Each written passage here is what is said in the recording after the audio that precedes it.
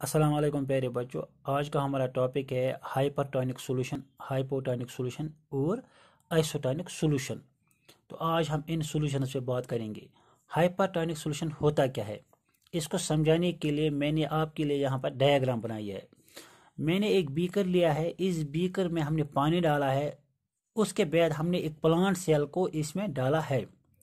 अब इसमें यहाँ पर दो सॉल्यूशन है। एक सॉल्यूशन जो सेल के बाहर है, आउटसाइड द सेल है, यानी जो ये वाटर यहाँ पर है, ये एक सॉल्यूशन है। दूसरा सॉल्यूशन है सेल के अंदर, जो सेल का अपना जो साइटोसाल है, यानी साइटोप्लाज्म जिसमें सेल ऑर्गेनिज्म प्रेजेंट है, एक्वस मीडियम जो होता है, वो दूसरा सॉल्यूशन है।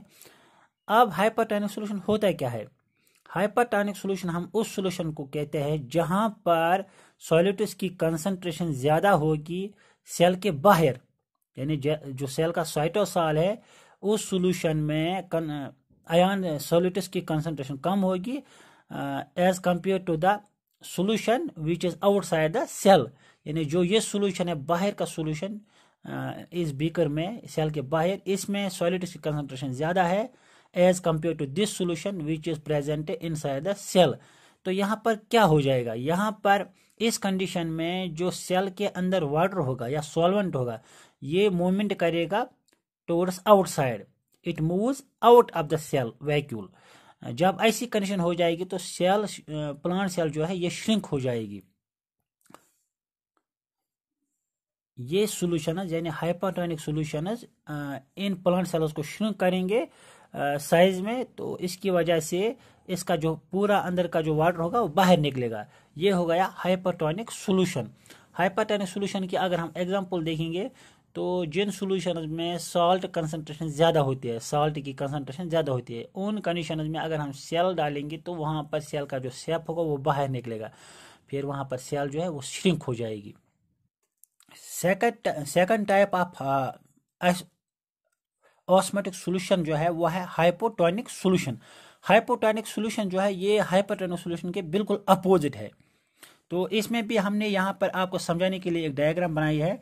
ये बीकर है, बीकर में ये एक सॉल्यूशन यहाँ पर डाला है, पानी डाला है, इसके अंदर एक प्लांट सेल को वहाँ पर इमर्स किया है। प्लांट सेल जो है इसका अपना एक साइटोसाल है, वो एक सॉल्यूशन है, जो बाहर का सॉल्यूशन ये दूसरा, यानी यहाँ पर दो सॉल्यूशन है।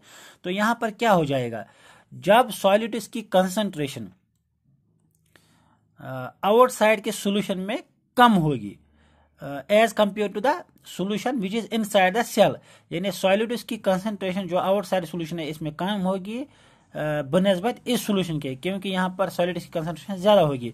तो ऐसी कंडीशन में क्या हो सकता है, जो बाहर का जो ये वाटर है, सॉल्वेंट है, ये मूव करेगा towards inside cell, towards inside cell. तो इसकी वजह से सेल होगी, इसकी ये साइज में बढ़ जाएगी, तो इसकी टर्जिडिटी बढ़ जाएगी, टर्जिड अपियर हो जाएगी, टर्जिड सेल ये अपियर हो जाएगी।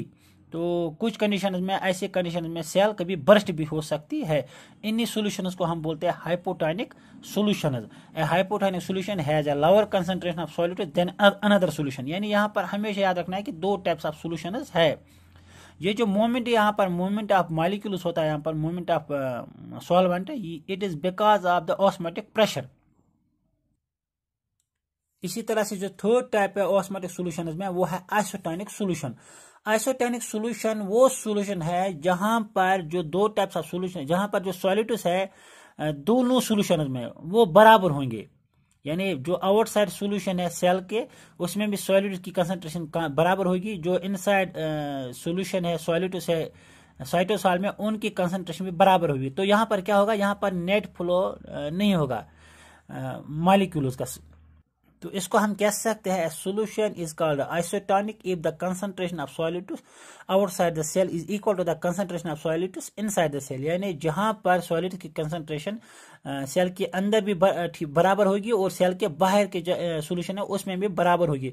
तो यहाँ पर मूवमेंट ऑफ मॉलिक्यूल्स नहीं हो सकती, बराबर हो सकती, इसलिए यहाँ पर सेल बिल्कुल अपनी पोजीशन और शेप में रहेगी। ऐसे सॉल्यूशंस को हम बोलते हैं आइसोटोनिक सॉल्यूशंस। यहाँ पर सेल ना श्रिंक हो जाएगी ना स्वेल हो जाएगी। तो आज हमने देखा जो ऑस्मोटिक कंसंट्रेशन है, ऑस्मोटिक सॉल्यूशन है, वो क्या होते हैं। तो कल हम पढ़ेंगे ऑस्मोटिक प्रेशर, टर्गर प्रेशर और वॉल प्रेशर के बारे में। Thank you.